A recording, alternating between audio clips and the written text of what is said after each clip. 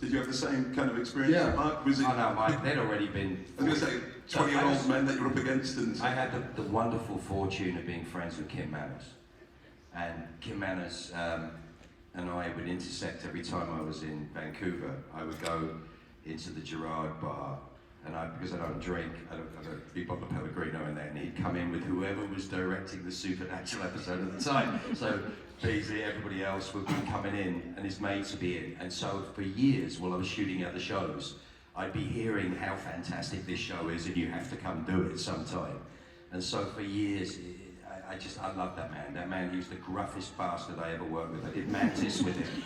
He screamed and shouted at me in the middle of a scene once. 7-page scene that I had to do. It was just garbage on Mantis.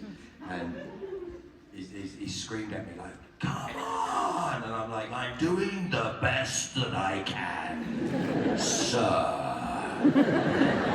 As the executives are walking across the stage, they're like, "Well, that's telling them." So they're looking at us, and they took me out to dinner, and we became fast friends. And he's a lovely man, and I worked with his brother Kelly, and he got very sick, and I truly loved the man. I didn't want to impose on him when he was sick, because I know him well. You know what I mean? And I didn't want to hurt his feelings. I didn't think he wanted to see me that way.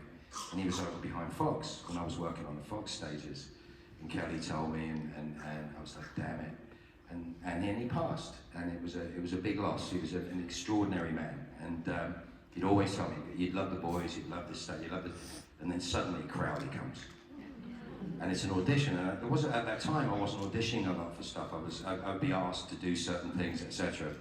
But it was an audition for Crowley. I went, "Oh, I'm doing this," and I'm like, "I've got to, there is some sort of sign here that I've got to do this."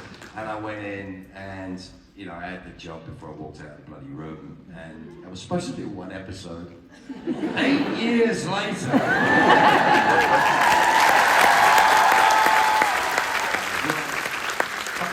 20 years later, essentially now, as we sit here, you remember how hot it was in that goddamn room? Oh God, you were sweating because the fire was sweating. I sweat in the snow. Not a lie. Like, I can go into a meat locker and just sweat if I move too much. This was in a room that the fireplace going, Imagine. And we're in like wool coats because we had Sam and Dean coming from outside where it was piss and rain because it was Vancouver, and then had to go do something else. And so they had us in like our winter gear. So I'm wearing Sam Winchester clothes, you know, like thick flannel, heavy boots, heavy socks, heavy boots, socks. And I'm like, I'm miserable. Like, get me out of here. Just like the sweat is dripping off.